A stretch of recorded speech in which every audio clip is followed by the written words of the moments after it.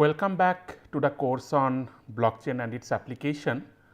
So, in the last class, we have seen the distributed consensus algorithm, and we have seen that there is a vast literature about distributed consensus that can possibly help distributed architecture or a decentralized architecture to reach into consensus by making an agreement among multiple different nodes.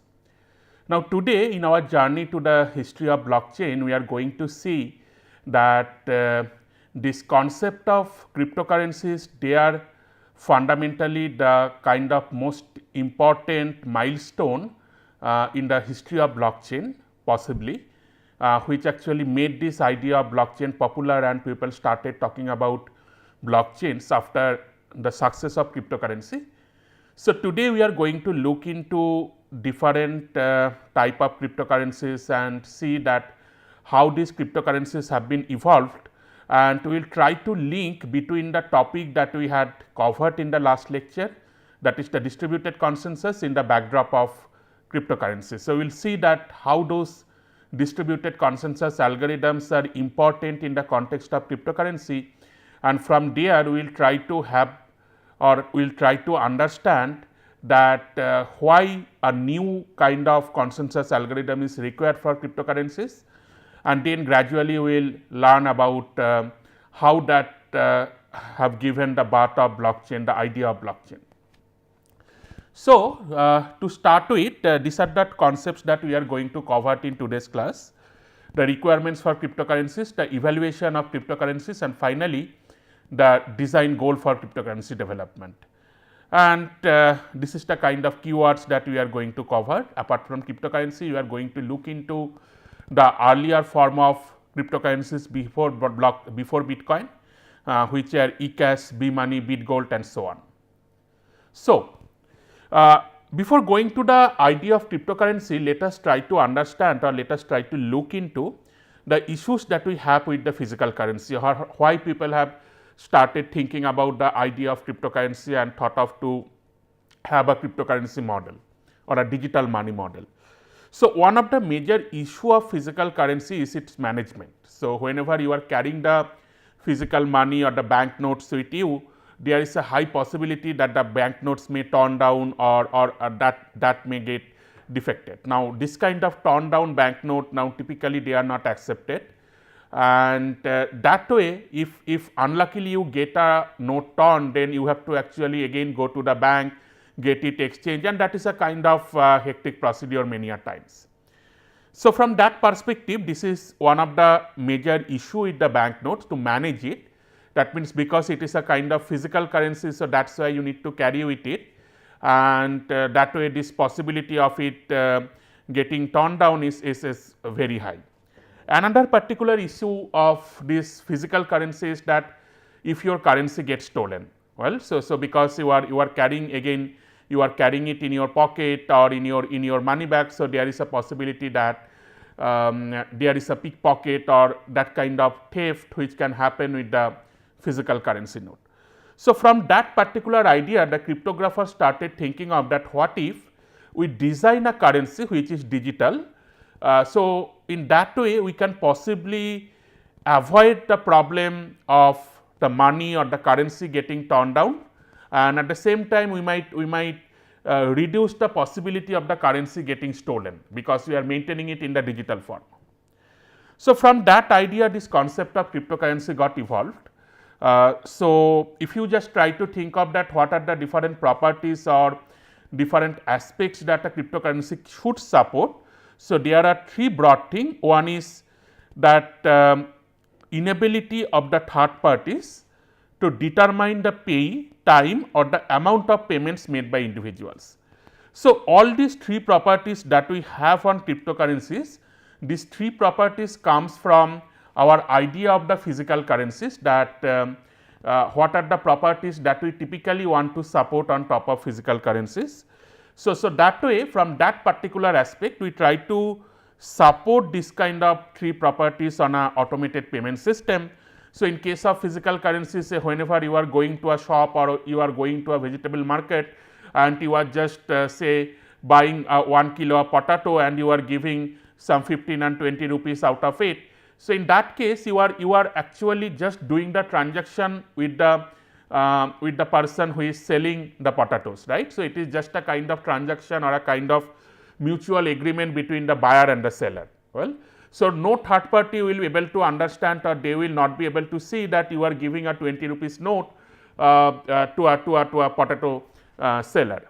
Well, so that way typically the transaction, this kind of small scale transactions which are happened in the market, we typically try to avoid making it public. Well, so that way I would like to have a support of inability of any third party to determine that who is making the payment, what is the time of payment, what is the amount of payment that have been made by every individuals. Well, but at the same time, means while this particular condition need to be guaranteed, at the same time I also need to support that whenever I am just transferring the money, I should have a proof of payment. Well, now whenever you are doing it in terms of physical currency exchange, your physical currency actually works like a proof. So, you have a bank note, you have a note of 20 rupees, you are giving that 20 rupee note to some person. So, that person owns the 20 rupee note for the time being. Well, so that 20 rupee note works like a proof that, well, you have given that 20 rupee to that person. Well, so that way the transaction happens. But in the digital domain, when you are going to have such kind of transaction, you need to ensure that, well, the transfer, the amount that you have transferred to some third party or some person, then you should be able to show the proof of payment. Well, so for example, if that person later on deny that, oh, hey, you have not given me the money, then you should have a proof. Now, typically in a marketplace, we have that cash memo or we have that bill or whatever you say, that works like a proof. Well, so here also I want to have such kind of proof that I have made the payment. And the third requirement is that ability to stop the use of payment media reported stolen. So, that basically means, so this actually tries to solve one of the important problem of the physical currency, that whenever certain physical currency gets stolen, although you have a provision that, well, you have a unique number for every bank notes, but typically we do not remember that number, or we do not typically note down that number. Well, so in that particular case, if if my money get pickpocketed, I do not have any way to report that, hey, these are the currency notes, exact currency notes with this unique number that got stolen. So that the bank can actually issue an order and the bank can stop that particular media to get floated in the market. Well, but whenever we are talking about the digital currency, we want to support this particular feature, which actually tells me that, well, if someone reports that this is the kind of amount, or this is the kind of payment media that got stolen, then the market should be able to actually stop the use of those payment media, or those kind of currency, or whatever you say it. So, these are the kind of three properties that I want to support on top of a architecture, on top of a digital money or a cryptocurrency architecture. And with this particular objective in mind, different developers they have tried to find out, or they have tried to design this concept of digital money from different aspects. So, this idea of digital money that got popular in the year of 1983. So, around that time, one of the cryptographer named David Chaum, he invented an idea which is called e-cash. So, the idea of the e-cash is that the money it will be stored in the computer, which will be digitally signed by the bank. So, this is something important. So, the money that I am going to use, this money will be digitally signed by the bank. So, every currency or every unique token that you have in your computer, that unique token will be digitally signed by the bank, so that you can prove that this is a kind of valid token which can be used for currency exchange. Well, now the requirement that I had for this digital money, now to support those requirement, what we want to do, so these are the kind of support that I need, as I mentioned earlier. So, I want to ensure that the third parties, they will be enabled to determine who is the payee, what is the time of payment, or what is the amount of payment that has happened. Now, to ensure that, what we do that, or what basically eCash does is that it uses a concept called a blind signature. Okay. So, what is the idea of this blind signature? So, the idea of the blind signature is that this blind signature, it make the payment anonymous. Well, so whenever I am saying that I am going to make the payment anonymous, this basically means that, well, whenever I am going to make the payment, someone will sign that, or someone will verify that I am an authoritative person who can possibly make the payment, but at the same time that person will not be able to understand that whom I am paying, or what is the amount that I am paying, or at what time I am going to make that payment. Well, so this eCash, it uses a concept called blind signature to make this payment anonymous. Well, so what is this blind signature? So, let me explain this concept of blind signature with the help of this example. Say you have a letter and you want to transfer this letter to somewhere. Well, but what you want to do, you want that, well, certain authoritative agent, they will actually verify your credential. Well, so what does it mean? Say for example, as an IIT Kharagpur professor, say I want to send a letter to NPTEL. Well, now when I want to send a letter, what I typically want, I want that, well, NPTEL should recognize that this particular letter has came from a professor at IIT Kharagpur. So, that means the letter that I am going to send to NPTEL office, that letter will be endorsed by certain authoritative agent of IIT Kharagpur or certain authority of the IIT Kharagpur. Well, maybe the deans, the director, anyone of them. Well, now the problem that I have here is that although I want a kind of legitimate letter to send with a proof that, well, this letter is coming from an IIT Kharagpur professor, what I do not want to reveal to my director that, well, I am going to send this letter to the NPTEL office. Well, so this particular information I do not want to reveal, and at the same time I do not want to reveal that what is the content of the letter, what particular thing I am going to send to the NPTEL office. Now, what we can do here that, well, on this particular letter that I have, on top of that letter I can put up say a kind of what we call as the carbon paper. Well, so after putting this carbon paper, what I do that, well, the credential that I had, that means say the logo of my institute and the name of my institute, I inscribe that logo and the name on top of that carbon paper.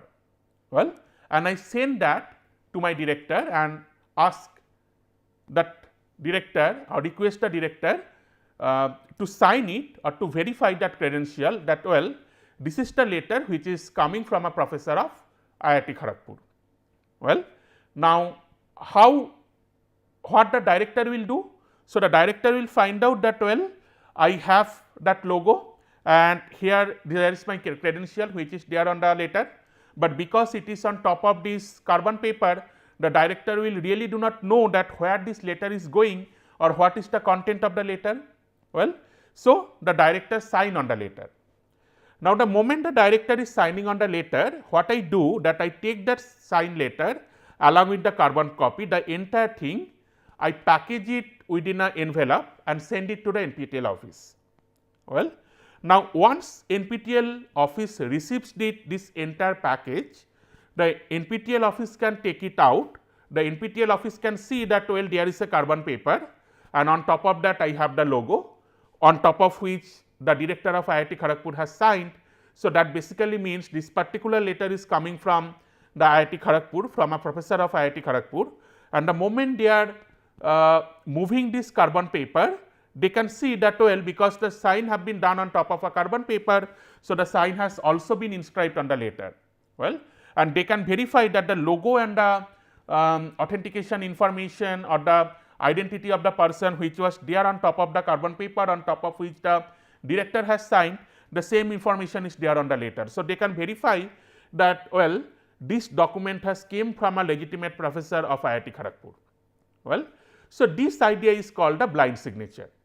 So, what actually happening here that whenever I want to send a letter with such kind of blind signature. So, we call this signature blind because the official who is going to sign here, that official has verified the credential of the person who has written it, but have not seen the original message or have not seen that where that letter is getting transferred or who is going to receive this letter. Well, so that way the official does not know the actual message. Well, the official only knows that person X has sent certain message. If you want to reveal the identity of the NPTEL office, want to say that well this letter is going to the NPTEL office, then official knows that this is the letter which is going from person X to person Y, but the official has not been able to see what is the content of the original letter. So, this is basically called a kind of blind signature, and people have used or basically David Kaum has developed a method for a cryptographic method for supporting this kind of blind signature, where the broad idea is that you prepare a message digest and then sign on the top of that message digest, and that way whenever you are sending it and at that time you can only see the signature and the digest, you cannot see the original message. Well, now after this development of eCash, David Kaum actually founded a company called DigiCash. But unfortunately, this idea of eCash could not provide much additional benefit. Well, and that was never very popular among the people, particularly because the currency management overhead with eCash was much more higher compared to the overhead that we have for the physical currency. So, particularly for eCash, one of the primary bottleneck is that this currency you need to get it signed from the bank. So, that means that every currency that you are getting from the bank, you need to get it signed by the bank, and at the same time whenever you are making certain payment, you need to have a kind of blind signature from the bank, and that way this payment system had a much of overhead. That means, while you are going to make a payment, every time you want to make a payment, you need to make an interaction with the bank to get a blind signature on top of your payment media to say that this payment media is valid.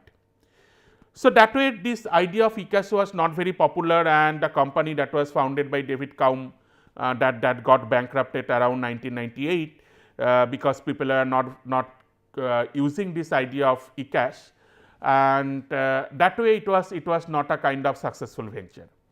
But the cryptographers, they had tried to understand, or they have tried to find out that how I can make this idea of cryptocurrency much more popular among the common people. Well, and from that perspective, what the people did, or what the cryptographer or the people who are working with cryptocurrency they did, they morphed this original definition of cryptocurrencies a bit. Well, so what they did, they basically found out or they basically added one additional constraint along with my original definition. So, my original definition says that the third party should be enabled to determine the payee time or the amount of payments. But if you see the design of eCash, eCash actually require that the payment media that you are supplying, that payment media is getting signed by the bank, although it is a blind signature. Well, but that way the bank will actually be able to know that this much money you are spending. But what people thought of that, well, if I completely remove the bank from the picture, what does it mean? That means that whenever I am planning to make certain kind of transactions, even I do not want to contact the bank, well, I will do it entirely myself. So, I will not have any bank or any government as the third party who will monitor that how much money I am spending or how much money do I have. Well, so I want to make this system what we call is entirely decentralized. That means, everyone own their own money, own currency, and whenever I want to make certain payment, I will do that payment. Well, so the government or any other third party or the bank, they will not be able to monitor that. So that is the kind of idea which people or which the cryptographer tried to put on the idea of cryptocurrency. And how does it benefit? You see that whenever you are having such kind of open currency that anyone can use, and you do not have any kind of control of the government or the control of the bank on top of that currency, you can easily use that currency for doing different kind of cross border trading, to procure articles, procure items which people cannot track and so on. Well, so that way, what are the different kind of financial transactions that you are doing, the government or the bank will not be able to monitor that. So, from the financial perspective, you becomes completely free, and that is actually a kind of very attractive option for many people, because if the government cannot track that how much money do I have, how much money I am paying, then I can possibly do not need to give any kind of tax to the government, or I do not need to possibly say to the or get in debt to the government saying that, well, this is the liability that I have. Well, I can possibly try to skip from all this kind of idea. Well, so although such kind of ideas gives birth to different kind of complex debate and complex interactions, that whether such kind of currencies should be legal or not, because no one would be able to track it and no one would be able to find that what someone is doing with that particular currency. But from the technical perspective, this is a kind of very interesting technology. Well, so I am going to have a currency which no one would be able to track. So, with that particular definition, people started to find out the kind of cryptocurrency exchange, or to design a cryptocurrency exchange which will be completely distributed platform. Well, so completely distributed platform means the people who want to make financial transactions among themselves, only they will interact. Well, no government or no bank will come as a middleman to monitor that or to keep track of that. Well, so that way my requirement is that I need to have a complete distributed platform for cryptocurrency exchange. Now, people started to think of that how I can make a complete distributed platform for cryptocurrency exchange. So, from that perspective, around 1998, another cryptographer named Wei, he publishes an anonymous distributed electronic cash system which is called B-Money. Well, around that the same time, Nick Szabo is another cryptographer, he describes an idea called BitGold. So, that idea was actually described in a forum. In that BitGold idea, what he did, he told that, well, I can remove this bank, or I can remove these middle persons like the government who is going to monitor my currency by using a complete distributed algorithm based on something called cryptographic puzzles. Okay. So, later on we will see that what does this cryptographic puzzle means, and how that puzzle actually impact me to design an architecture which can be utilized to do financial transactions in a complete distributed environment. But the idea that Nick Szabo initially proposed, that idea, although it was mostly distributed, but it still had certain central control. Well, so although you can have a cryptographic puzzle which you can propose, or someone can execute it in a distributed way, but the verification of the puzzle still needs certain centralized involvement. Well, to solve the puzzle you need certain centralized involvement, and that way this idea was not completely distributed. Well, so as a consequence, people still started exploring that how I can design or how I can have a kind of complete distributed architecture, and from that perspective, the open question which comes here, that can we verify the proof of puzzle solving in a distributed way. Okay. So, that means what is this puzzle solving, that I am going to talk later on, but for the time being what you can think of, that whenever I am going to do certain kind of financial transactions, I need to solve certain puzzle. Well, but the idea of the Nick Szabo, the way he described that puzzle, that needs some kind of centralized involvement. But here I want to pose up this open question that can we verify the proof of the puzzle solving in a complete distributed way. So, this actually gives birth to the idea of this distributed consensus, that means I need a way in a distributed environment, I need a way to come to a consensus. Well, why do I need a consensus? Because the transactions that I am doing, that particular financial transactions need to be agreed by the community. Why?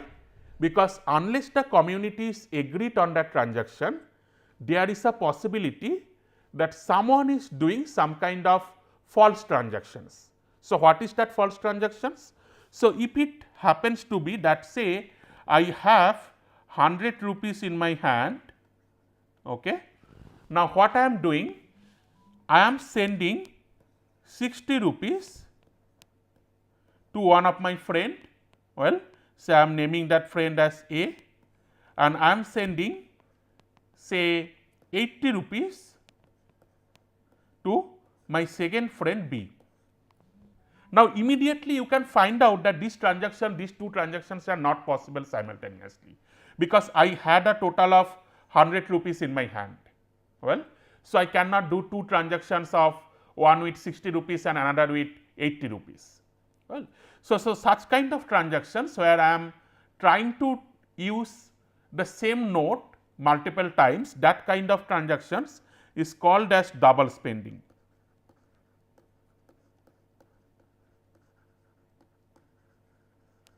Well, now in a distributed architecture, what I need to ensure?